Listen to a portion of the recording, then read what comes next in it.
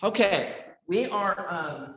I apologize for the tech issues here, but we've got a lot to cover here, so we're going to work pretty swiftly.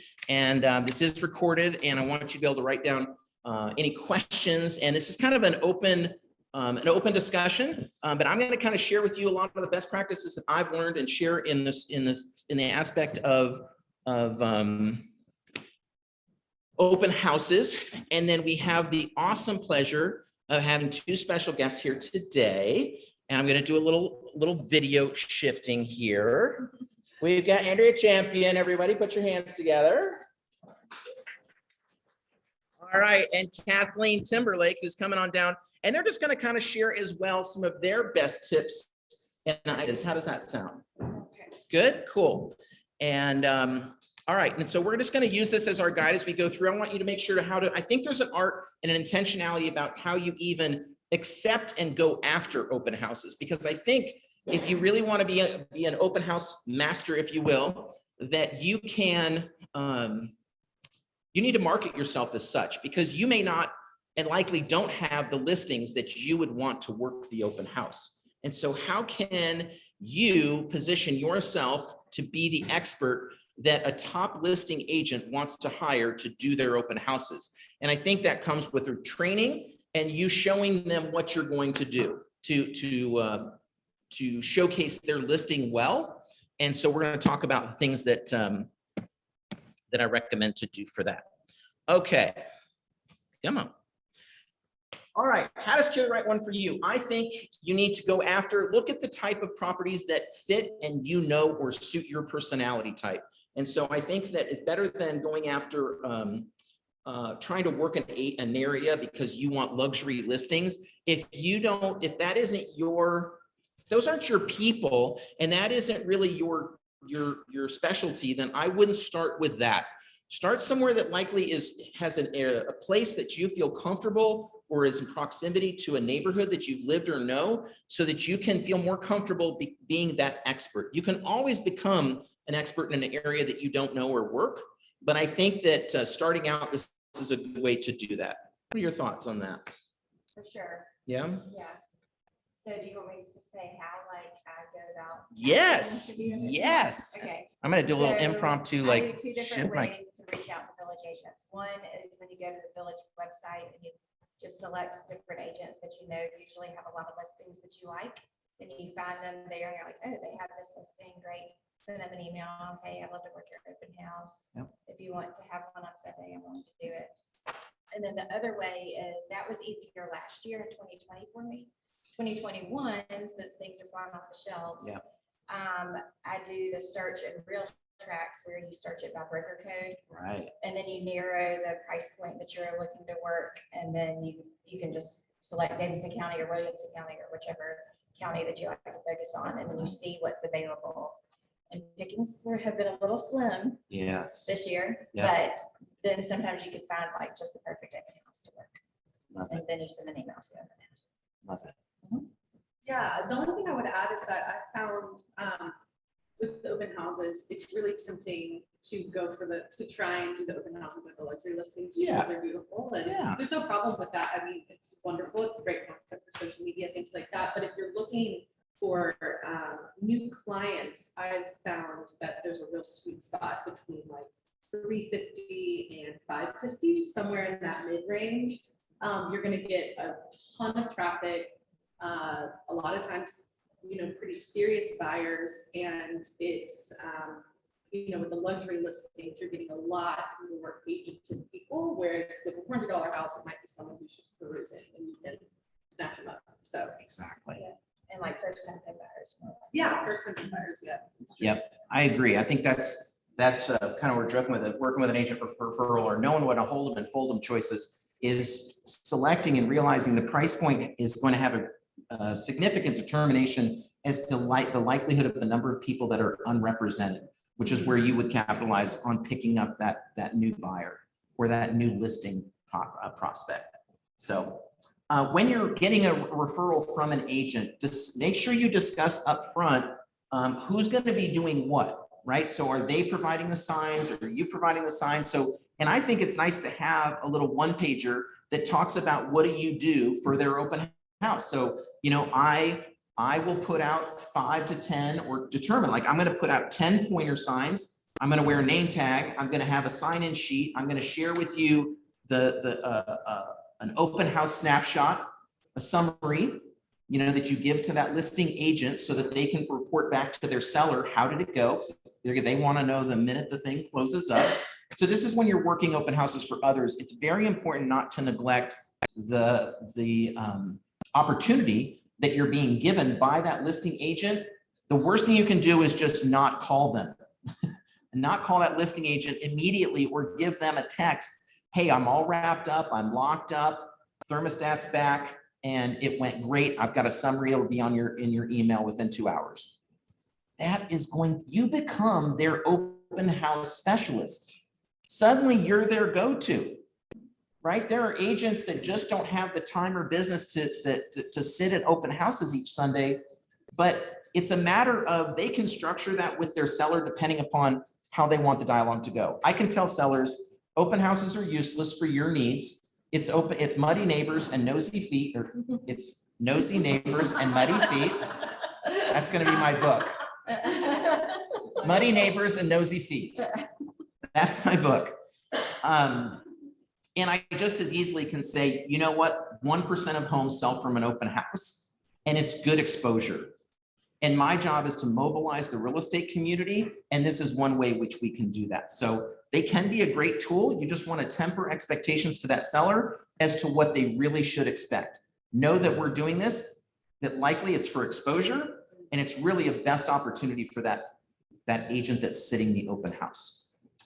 Okay, so preparation. I am really big on this because I think often people just wing it.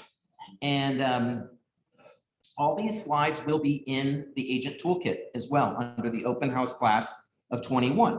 And but make a checklist and have a grab and go. So I really think, you know, you need to prep on what is your marketing. We're going to talk more about that. Input it into the MLS, get your social media plan, order and create brochures, allocate pointers, open house signs, balloons, marketing. You'll see some place where it says I had this allocated for different, as far as who's going to be doing that, right? Deciding that, because the listing agent maybe already has some of their own marketing, and you might want to have your marketing with your photo on it and your takeaway. So discuss how that's going to be done so that there's no missed expectations, because otherwise it could become an issue if you're giving out materials that doesn't have your information, or it only has your information, and then you're misrepresenting your listing agent. So discuss how you're going to do that so that what imagery you're going to put on there to self-promote.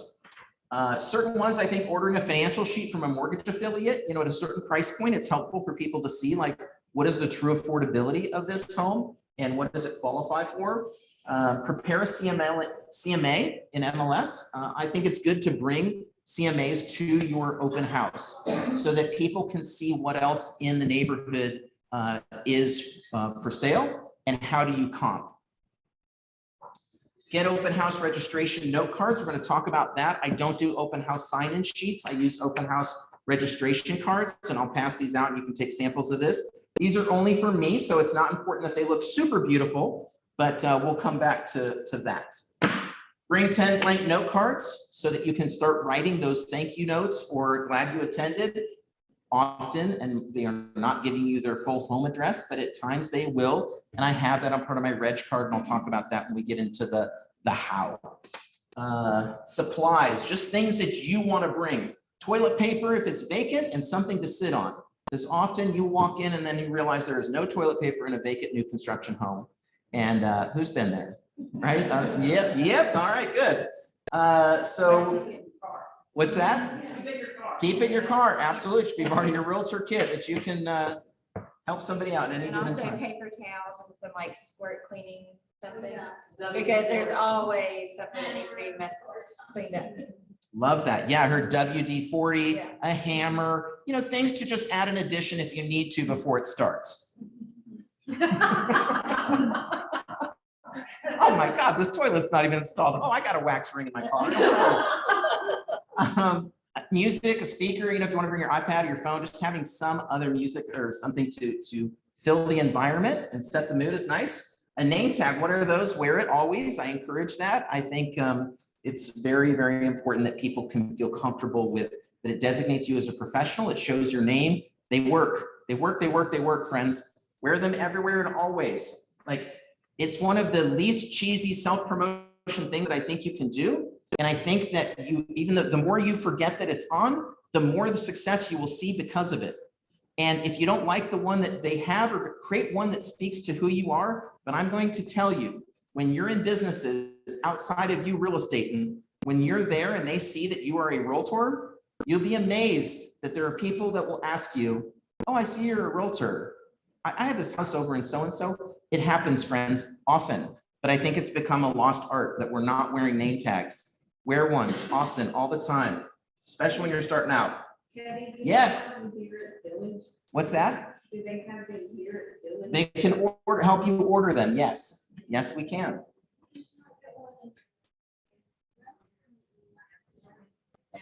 Yeah. Well, it used to be more popular. And I think what happened is people weren't wearing them. So we didn't want to waste those resources. So if that's something you want, we can help make that happen. Absolutely. All right. So before the open house, preview the home. I know this sounds just revolutionary, but you should walk in the home prior to the day of the open house. And you'll hear me a little harpy on a lot of this. And it's because I just think it's a waste of 2 hours if you're not spending the other hours doing it right. Right? And so I recommend preview the home and pick out 5 special features that you want to showcase. You need to have a dialogue and a plan of what to talk about to guide these people through the experience in an intentional way. This is not like showing property. You should be or feel like an expert of this home, this neighborhood, the community, and the features that you feel are important for them to point out.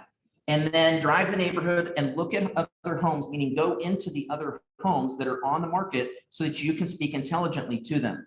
Now, with all of this, you could be leveraging this with social media. So go ahead and go live, do a live in front of the open house on Tuesday that you're going to be doing an open house. If I haven't seen you in a while, stop by and bring me water and rations. It could be slow. Like, make jokes, have fun with it, make it your own, and invite people to come. Invite all of your database. We'll get into some more marketing. Any other thoughts or sharing on prep? One thing I would share with the financial sheets Yeah. and marketing materials, list reports is a great resource. And it's a website where you can be paired with a lender, either Tommy or someone else that you work with. And you put in the address and it generates gorgeous open house materials. It's these like one sheets that show how many 5-star restaurants are nearby, how far are the nearest parks. List reports. List reports. Yeah.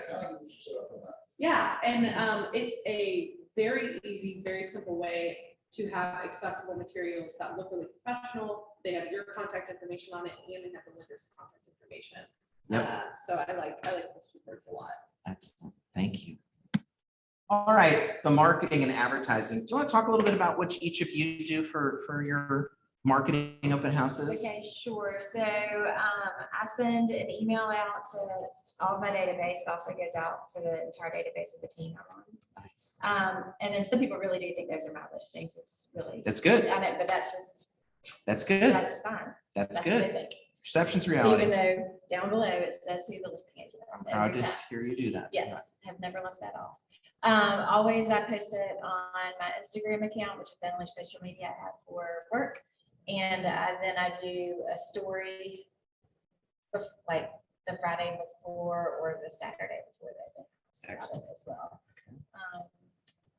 Those are the main things I do. Yeah, social media, putting it on your story the week before, day of, doing walkthroughs. I like all of that. I'm about to preach something that I don't do, but I know realtors at other brokerages who've been really successful with the door knocking, which can be a very painful concept. But I do have realtors who practically their entire business is open houses, 10 houses that way, 10 houses that way, 20 houses across, knock on doors. It's a quick hey, sorry for if there's a little bit more traffic here, I'm hosting an open house. I'm gonna be over there at 1 and it's for neighbors only. If y'all wanna come over early, check out the house before everyone else comes in. That can really be, again, I'm preaching something I don't do very well, but I've heard realtors say, it's a very easy way to get in front of people. It is, and it's I think it's a great opportunity to face a fear. Nobody wants to, first of all, who's knocking on their door? When the door gets knocked on, you're like, who in the is at my door? And so go with that. Know that, like, Yeah. knock on the door, step back several paces, right? Wear a name tag, have some materials in hand, primarily the comps. Yes. Because when you knock on their door, that's really, here's the dialogue that I typically say is, hey, I just wanted to let you know, I'm Teddy Pins. I'm with Village Real Estate. I've been a realtor here for 20 years. I'm hosting an open house tomorrow. I just want to give you a heads up that there's going to be some extra cars possibly around and that, and invite you to come see it. I don't know, have you been in the home before? Which home is it? They look at you like you've got 7 heads at first. Just go with it. Sit in that discomfort. Oh, it's next door. It's 42-3, 42-3. They've been here about 15 years. Do you know the Smiths? No, their kid ran over, our pumpkin last year. We can't stand it. Well, guess what? They're moving. So we get time to pick your neighbor. And we'd love you to bring, if you know of anybody that you'd like to be your neighbor, please bring them. And I also am going to leave some comps with you. These are just general comps of their specific home. But if you'd be interested in any more information about potentially what your home is worth, I'd be happy to follow up with you if that's of interest. My contact information's on there. And again, I'd love to see you tomorrow between 2 and 4. Any questions? You see, I didn't leave them any space to have to do anything too difficult. I just wrap it up, give it to them, and on you go. And have your little checklist. You can pull these from tax records. Don't overthink it. If you knock to your first open house or your next open house, you're doing better than none. It really does work. You'd be amazed at people that have lived there a long time that are like, this person's a hustler. That's what they want. That's what they're looking at with social as well. It's not about whether it's your listing, it's that you are doing something. They want to see you in the game. They want to see in this whole thing, Tom Brady's in the arena, you're on the court, you're participating. You can do no business, but if it looks like you're in the conversation and you're having the conversation on social, people then attribute that to oh, you really know what you're doing. True? Yeah, totally true. That would lead to more listing leads than buyer leads for them. So, which is what we're trying to honestly cultivate is right. We want buyers, but listings is what helps generate and feed the buyer machine. So we want to get those. Talking about spreading the word, those videos are really important and doing, looking at hashtags. If you're not sure which to hashtag, just Google or not Google, just in your social, just search for hashtags of that neighborhood, of the neighborhood. You'll see what other realtors are doing. Meet and invite the neighbors. We talked about that. The open house sign and the village flags, you can look at getting specialty flags. I will tell you that balloons and extra pointers really work. They're not necessarily coming just because social. Don't take for granted that the drive-by or walk-by traffic. I want to know the neighbors. They're the ones that are likely buying, selling, or investing in the near term. So certainly make sure that they know about it. And I just don't take for granted that you can't put out too many pointers. You just can't. So at a minimum, I would suggest 5 to 6 at a minimum. Now it may seem excessive and it may take longer, but make yourself a little map and just put on points there of where you placed your sign and then when you did the pickups. And I like to label my pointers with numbers on them so that I can keep my inventory of pointers. Yep, cool. And then branded items, sometimes I'll bring my boozies, my boot-shaped koozies. But I don't get into that. I don't do food and all that. Sometimes I'll have water there. Again, your name tag, your pointer signs. We covered a lot of this. in addition to CMAs. Yep. When I'm really prepared for an open house, I bring 5 or 6 homes, the listing sheets for the buyer listing sheet that are Yes. similar to what the house is that I'm working. And that's been great. People have been really impressed. And so I picked up. That you've shown other homes. You have buyer sheets of other homes. Yeah, that are on for sale right then that Yep. are pretty comparable to what I'm in. Yep. And I'm like, if you don't really love this one, here it is. And I'm like, oh, Exactly. wow, this is great. Thank you You set it up perfectly. This is a pro tip that the guy that I learned some of his tools from that was doing 44 deals his first year from open houses. He would set up showings for 3 houses starting at 4:15 of comparable homes that answered the big objections to that home. So let's say you're working a house that it's a 3-bed, 1-bath. What should we be setting up as our follow-up showings? 3-bed, 2 baths. This home only has 1 bath and they're like, we really need 2 baths. Actually, I set up some showings for around the corner at 4:15 if you'd like to join me. There's a 3-2, here's a sheet on it. I'm gonna be there at 4:15 if that'd be of interest to you. Would you like to see the home? I didn't get into we'll talk about, are they working with another agent, but ultimately, I'm just trying to be a resource. Now I've seen that home likely because I've previewed it, but having 3 homes that you've set up after the open house to go ahead that it's already set up. You don't have to think about it. You don't have to go into that process because you need to do that in advance. That seller deserved advance notice. And they just start seeing you're in the flow. This whole open house became a big part of your week because you already sent that newsletter out.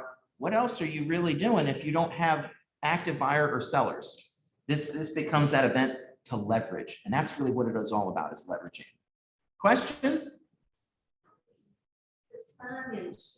Yes. Oh, I've got that. I'm gonna solve that problem for you. I assure you, we're not even there yet to the show. What? Let's talk about the show. Jamie, you know about the show. The show. All right, so you're gonna plant your signs 24 hours in advance if allowed or appropriate. Sometimes there's sign restrictions, be mindful of that. Arrive in advance. I like 2 balloons per pointer. I do find that there's been plenty of data about support of why those work. Obviously, print out your flyers, registration form, your neighborhood info, schools, do cookies and drinks, turn on lines, open blinds. I've prepped my seller that I often like the blinds in a 3/4 down position. So that is obviously pointed down. It allows the light that's higher to hit the blind and force it into the room.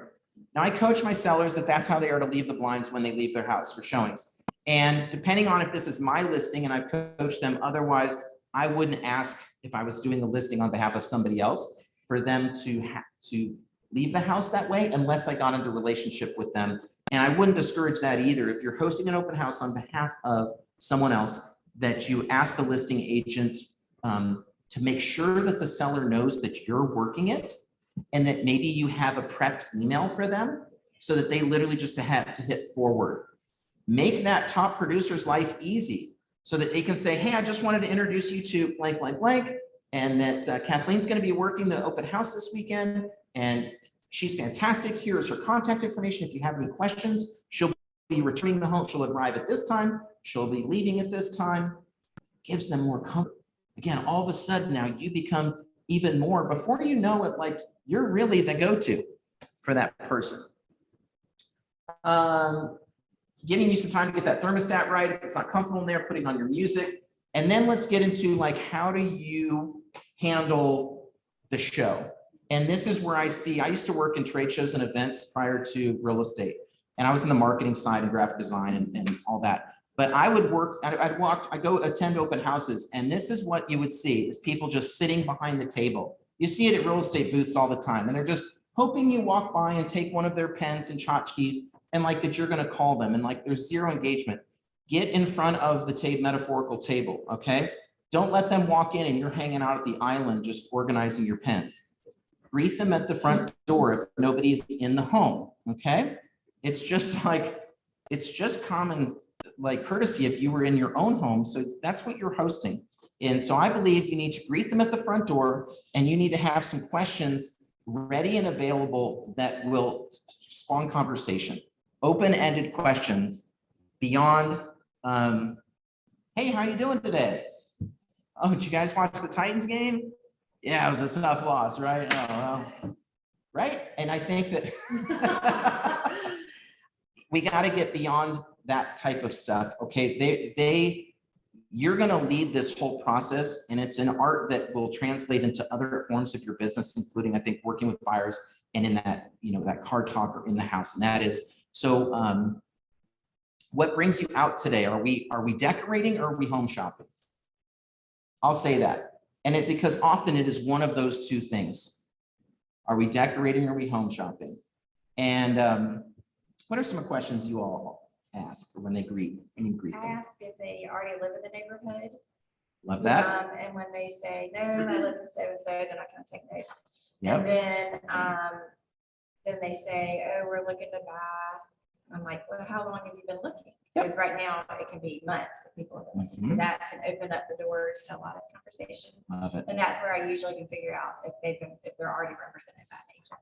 When Like you it. ask how long have you been looking? Yeah, you want to use leading questions that get them to that. I do not like the question, are you working with an agent? That's like saying, did you brush your teeth today? The answer is always yes. They feel insecure to say no because it's like, oh, I'm not working with an agent yet. Yeah. Or you get the ones that are like, no, we don't work with agents yet. We're just kind No, of, we're the people that are really scared of agents. yeah. So be cautious. That question is really loaded. So don't lead or go in with that. Okay. I like things such as, what brings you out today? How soon are you needing a home? I don't like that one as much because I want to get more conversational. What part of town do you live in?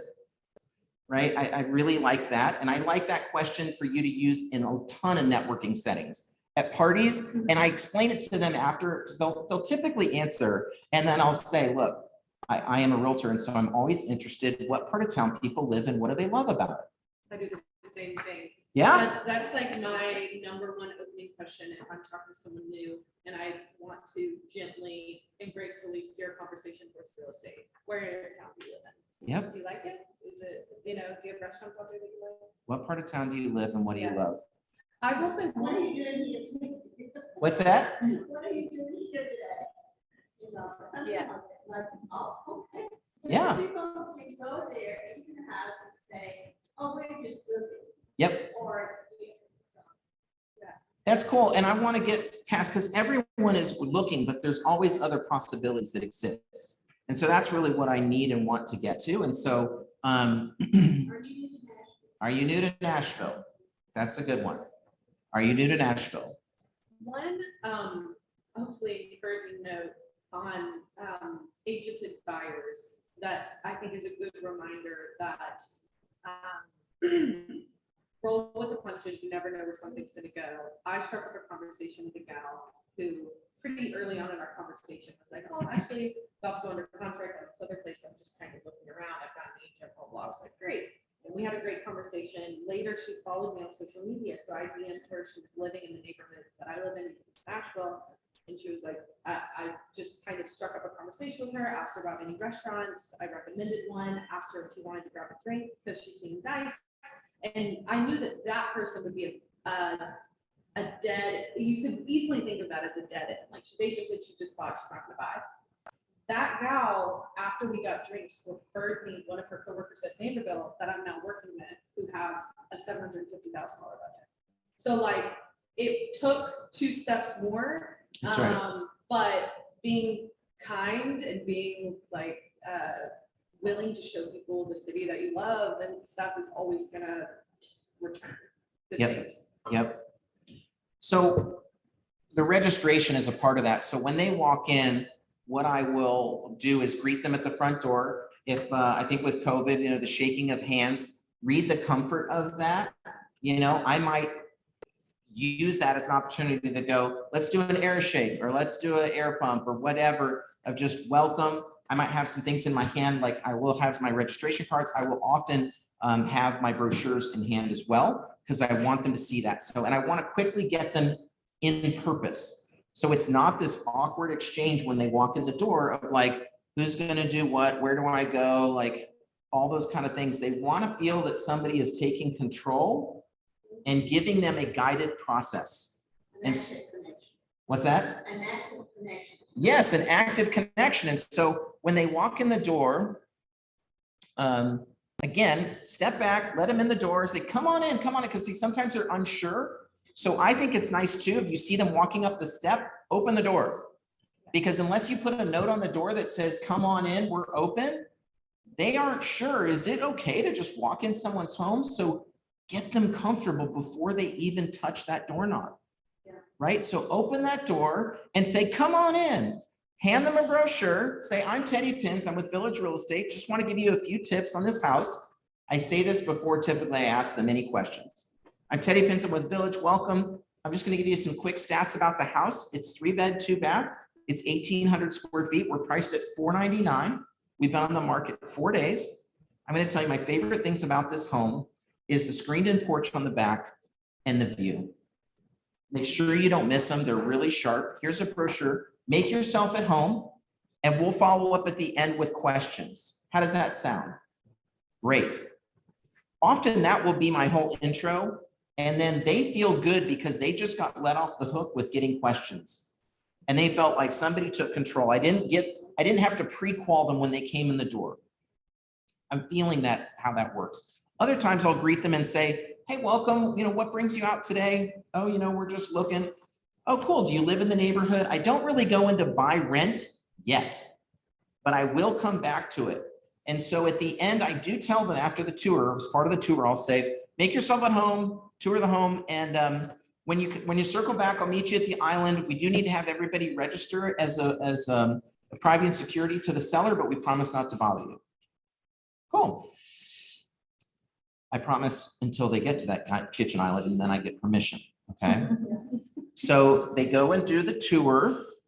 And then at that point, I've taken my registration card and and for those that are on Zoom that can't see that, it just says, thanks for joining us. Name, email, phone number. Do you rent or own? Looking to buy 0 to 2 months, 2 to 3, 4 to 6, 6 to 12. How did you hear about us? And feedback for the sellers.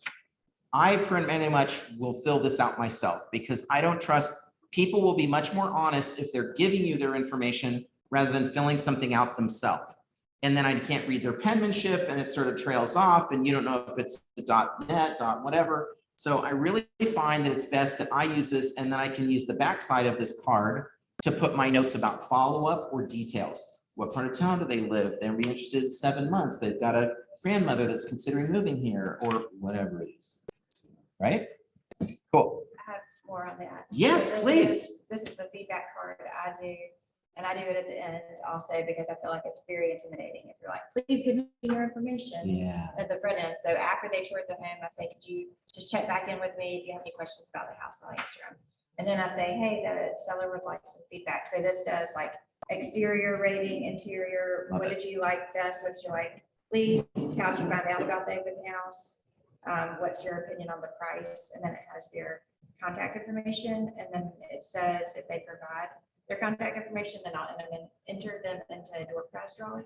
Love that. But not everybody went, there's not always a winner. That's right. And then the winner is usually whoever connected with best. Oh, it's just magic, isn't it? Yeah. Nobody said it was a random drawing, friends. I will put samples of both of these in the drive so that you'll be able to have access and see those samples as well. Okay, so again, we talked about 5 unique things that make it special and desirable. Watch their reactions. This is a big part of reading energy and seeing what's happening, and that's what builds the conversation. If you feel they're uncomfortable, try to lead something about that diffuses that. So like, if you don't see it going, just say, if it seems awkward, I'm not afraid to just address that. Like, have you all been in this home before? Do you know the sellers? Or is there something else going on I don't know about? I'm not afraid to go there with people because truthfully, it's my duty to help protect this home. And so if something feels amiss, I want to get to it and understand it.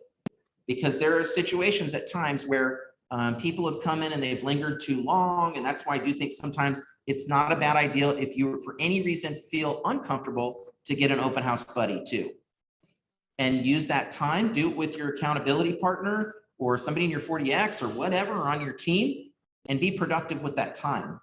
You have to do as many things at that open house as well as just if you were at home. So ascertain needs that they might have, try to be a resource. So as they're looking at that thing, obviously it doesn't always work with like, yeah, we need a lender and we need this and that. But if you guide the conversation that way, someone says, of course, that, yeah, we rent, we're down the street. We're just looking, we're not ready yet. That's cool. That's cool. It can be it's can be kind of an overwhelming process, and this market is insane right now. And I know from a lot of clients that I'm working with right now, they feel discouraged to buy because there's no inventory. How have you experienced it? Right? I didn't just keep leading with that. You want to ask them, what's your experience been with that? Not just how long have you looked? Have you lost any offers? Are you working with anybody? Look at other ways to get them about what's your experience with the national market been? I'd also say people love to know how much their home is worth. Yeah. They love talking about that. And so using that as a conversation and saying, would you want me, like, would it be all right if I put some comps for you just to give you an idea of what your home might be worth? You know, are you interested in that? I've had good luck. And then you get their email, you get their address, you can follow up, and you get the comps. Like, what do you think about that? Do you think that is a fair, estimate? Blah, blah, blah. Yep. And let them know there's no obligation to that, right? Like, try to use language that would be comfortable for you. But what I would encourage, practice this. It gets easier the more comfortable you get with it, so that it doesn't sound scripted or cheesy or invasive. And there's real nuances to that as to how that goes for people. But you're really there just to help provide a service. You want to help them, right? Yeah, I know that you all do. It's just sometimes I'm not sure how to say it to where they don't think that I'm trying to be predatory. I'm like, oh, sell them something. And so I really encourage you to work with that dialogue and conversation where it really becomes comfortable. Because you do have that to offer. You have access to that data that's well beyond, ask them. Like, if ask them, are you getting letters like 4 or 5 times a day from Open Door? Ask them, right? Because they are. Are you getting emails or letters from builders and investors? These sellers were getting bombarded. And those would be some of the questions you would have with that listing agent if it wasn't your listing, to find out what's been the temperature, the mood, and the assertiveness of the market of what's going on there. Make sure that you know the local restaurants and the local hangs and the local things. And if you don't, what a great opportunity to, 1, learn a new neighborhood for yourself, 2, demonstrate this on social media via videos and chats and then promote that content, and then you'll have that dialogue with people there. Have you eaten at the new blah blah blah? Like, it's so amazing, right? They start to realize and get more comfortable with you because they're like, oh, they know this neighborhood. Do they live here? Right? Meaning you as the agent. All right. When they leave, or when we circle back to the island, that's when I will either offer them, sometimes they're very excited, so they're like, sure, we'll register, no problem. And I just say, look, we like to have an account. The seller requests to have an account of everybody that came into their home. So we'd like to have your information here. I won't follow up with you if you don't want to, that's no problem. But otherwise, like, I'll reach out and just see if I can be of any help, but I promise not to bug you. So that's kind of what I use. I promise not to bug you. That's great. Yep. I find that, like, they're okay with it as long as you don't bug them and you sort of address that. It's the non-dialogue problem of like, oh, I'm just going to add you to a list. And then, like, they get very uncomfortable. What are you going to do with this information and data? I do not want another email. I do not want to get on some other automated list without permission of what that's going to be. I think with open houses, especially, any way you take the pressure off of them, Yeah. like the scheduling showings afterwards, you're not saying, would you like me to schedule a showing for you at this house at 4:15? You're saying, hey, I'm already going to be over there to check out this house. I'd love for you to do it. That's a completely different question. And that's the difference in the closing ratios. You wonder, like, why it works for some and not for others. It's in those nuances. It truly is. I mean, there's the broader picture of how many did you work. I've seen people work a lot of open houses and have very little success because they didn't take those little extra steps. If you're asking people, like you say, are you working with an agent, or would you like to meet me over there? No, that's okay. I'll be there. So, like, if you want to come by, I'll be there from 4:15 to 4:30. So, we're just going to show that I've got 2 other houses. These are the ones. Have them on a piece of paper and a list you can give to them with your branding on the bottom, and maybe what your offering is.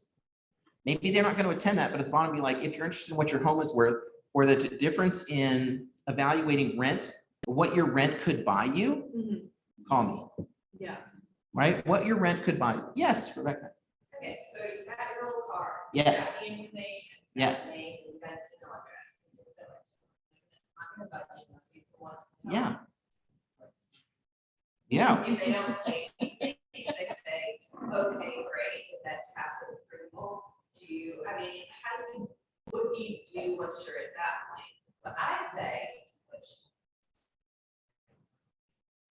is like, hey, we just want this information from the seller, and ask for some information afterwards, and let me you know, this is the email that says thank you. yeah. What would you do if you said, I just need some. And we're gonna get to that. I have a slide for the follow-up. Is that what you're saying? Like, what do I do with that as far as a follow-up? Yeah, you just told them you're not gonna bug them. and Yeah. they don't want another email. I'm not gonna bug them, but I'm gonna follow up with them. And so I'm gonna explain what I do with that part. Yeah. When I say I'm not gonna bug you, that doesn't mean I'm not gonna follow up with you. And so that's real important too, and when I follow up with you, bugging someone to me is multiple forms of follow-up without engagement. Okay, putting me on automated email lists, texting me multiple times without like calling or asking, because I really want to get what purpose could I follow up with them in? So when I say I promise not to bug you, I've then led into the dialogue most often has gone into places where I've gone into those questions of, do you buy or rent? Do you own or rent? Have you made any offers on homes, or how long have you been looking? If you were to change if you were to move, why would you move? If you moved, where would you move? If you moved, what would be 2 things that are important to you in your next home? Yeah. Get them talking about, get them thinking about, what if I didn't rent, where would I live? If I sold this house, because the biggest question is, if I sell, where am I gonna go? Have that answer, friends. Where would they go? If somebody leaves Inglewood, what do they typically leave for? Right? You should know the answer to that question. If you don't, contact an East Nash expert and ask them, when people leave, why do they leave? And we know those answers. You know those answers, right? For some, it might be schools or size or downsize, upsize, right size. There's the outlier is divorce and things, but there's a general reason why people typically transition. And so you would want to know, like, where would they go? Oh, well, a lot of people want more house and more space, and so they're moving to Madison. And let me show you what you can buy in Madison and Donaldson. I'm not really familiar with those. When I hear they're hot, let me tell you, they're really cool. I have a neighborhood guide on Madison. Could I send that to you? Oh, that'd be cool. Yeah, I find too, when you can figure out what that person needs or wants, if they're like, man, I love a big backyard, that's all I'm missing right now. The follow-up can turn from bugging someone to offering help. Like, That's right. hey, this is Thinking Live on Thursday. I thought of you, it had a big backyard. Just wanted to let you know. That's extending a helping hand rather than, hey, you got any questions? Or like, hey, need my help? You know? Please don't follow up it's with the, really can I easy. answer any questions? Oh my gosh. Yeah. And it doesn't even have to be real estate related. At an open house I worked recently, there was a daughter who'd moved from Colorado, I think, and her parents were in town, and they were looking for someplace for her. And the parents mentioned that she was having a hard time making friends. Yeah. And so when I followed up with her, I said, hey, there's this New to Nashville Facebook group. You may want to join it. All these people are recent transplants, and you can meet people that way. I didn't offer up my friendship, but other people's friendship. Just being that connector is really, really important, right? Like, you should know if somebody's interested in something, like, oh, I've got some resources on that. You've never even heard of pickleball, but you know that you can go find where places are that people could get into that. Like, what sort of activities or hobbies are you all interested in that you love about this neighborhood? Or what's something that we don't have that you'd want? Get into that. What's something that you'd love to have in this neighborhood that's not already here? So many ways to create conversation. Maybe we'll do a class on that, creating conversations. Write a thank you note when they leave. If their address, you can mail it, obviously, or I think it's very impressive when you do that. And again, depending on how the conversation goes, you could lead into getting their information. Write a note to the seller with positive feedback only. Let the listing agent know. Let them be the filter of how they want to disperse that to the seller. get that approval. Return the home to the exact condition you found it, especially the thermostat.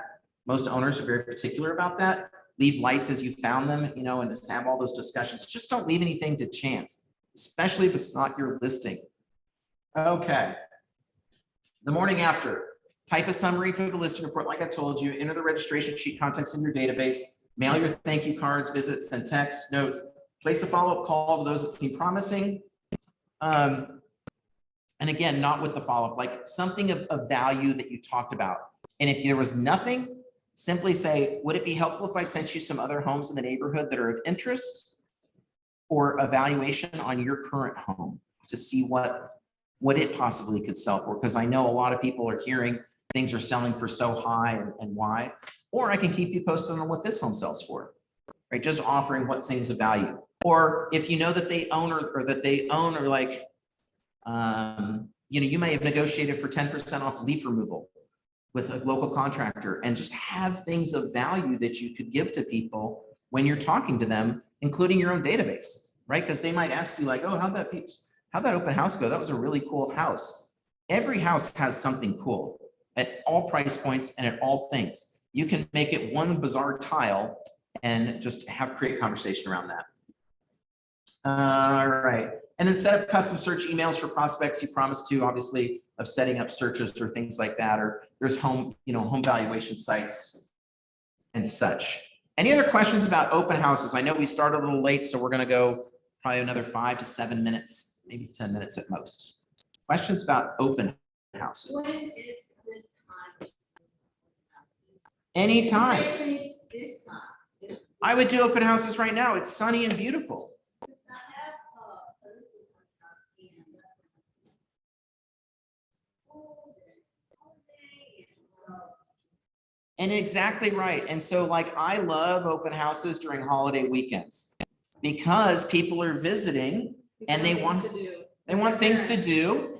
Real estate is like a common language that people speak or are interested in. So they might go show their family other homes and might spur conversation about getting a bigger house, or the announcement of a grandchild might happen during that holiday weekend. And oh, it just so happens like there's an open house. Why don't we swing by there? That'd be cool and fun. I think they're great at any time. I think they get most challenging, or my least favorite months in our time are January, February, because it is quite bitter, cold, and gray. But otherwise, the sun and the Titans have statistical effect on open house success. If they go to the playoffs, the open house attendance is lower. It just is. So don't be afraid. And the guy that did 44 houses in a year, he had 3 open houses a week, 3 of the 4 weeks of the month, Wednesday, Saturday, and Sunday. And he said he crushed Wednesdays and Saturdays because it's when everybody else wasn't doing it. He would also open his open houses an hour early and stay an hour late. So the people that didn't want to be with the other rush. Yeah, that was a lot of work. 44 houses is a big business, right? In your first year. Yes.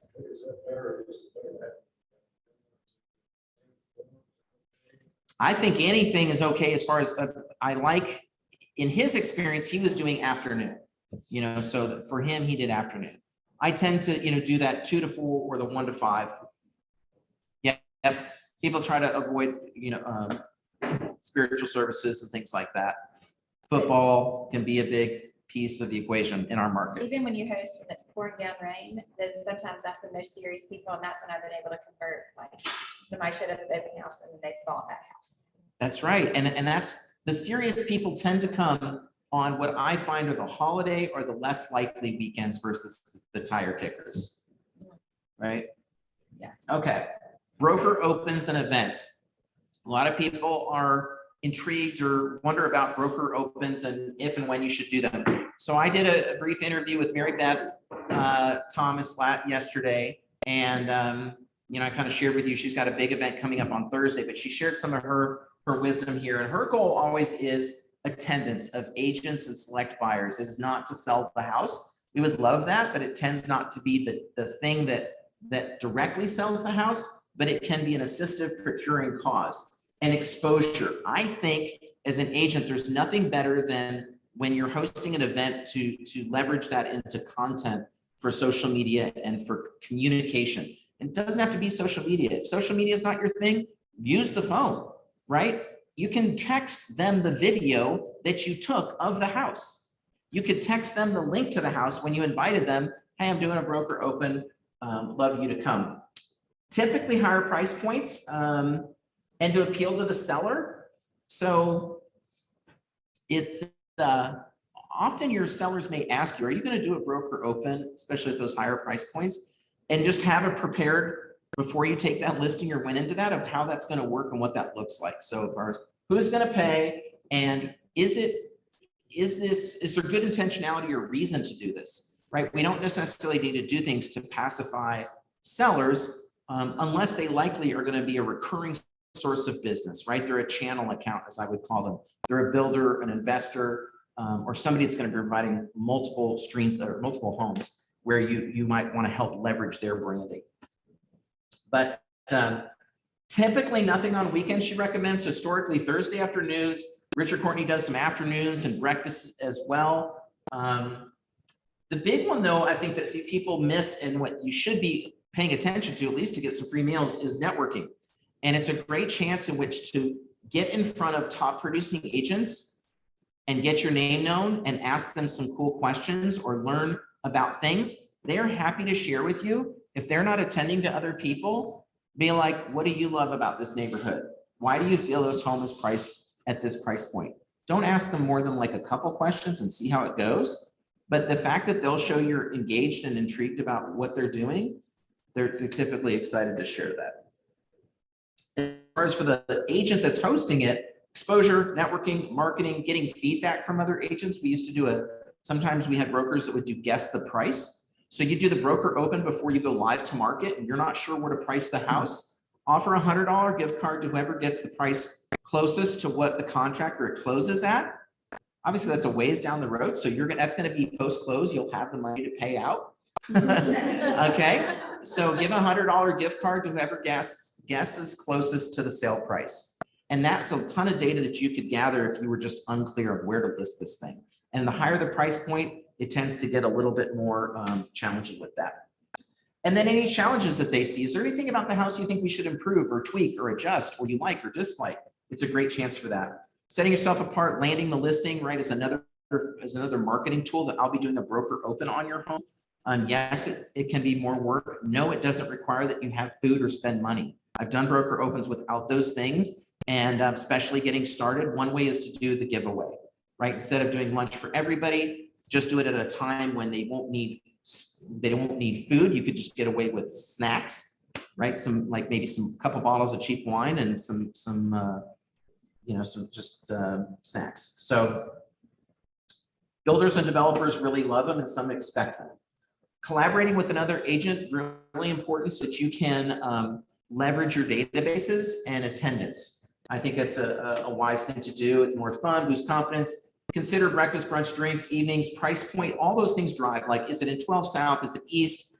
What is this marketplace? Who is our demographic? Who are our buyers? And frame it that way. I mean, it doesn't have to be a luxury listing for a broker open to be appropriate and or be cool and have fun with it. Like, have something. Andrea did some bizarre things, as you may have heard Jumpstart. She had models at one of hers, like around the pool. It was a red carpet. Have somebody doing live painting. You could do some cool partnerships. Bring in Thistle Farms and do a holiday shopping and do 10% off holiday shopping to support a local charity at your broker open.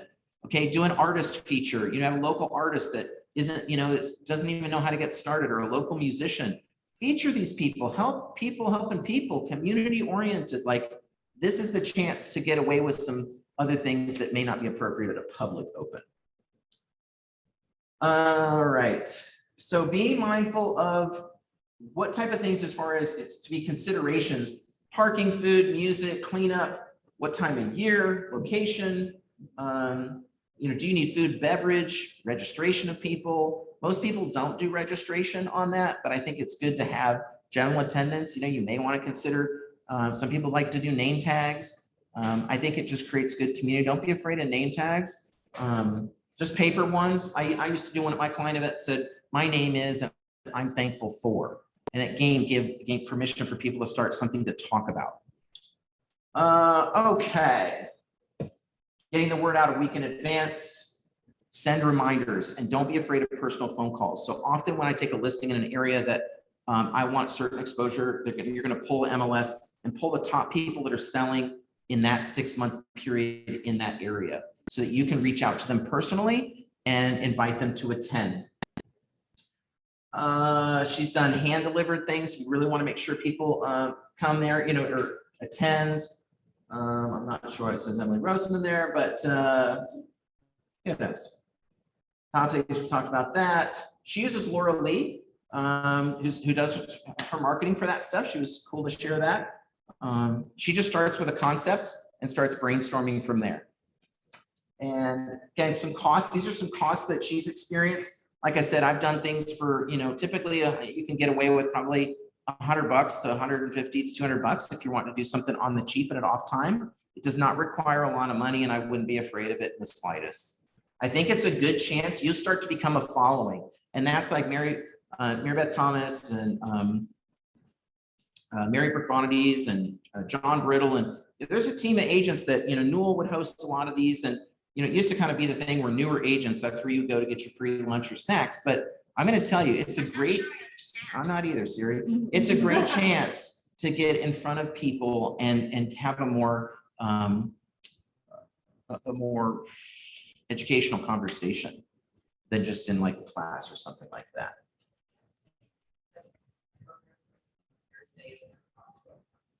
$12,000. Now she admits it has reeled.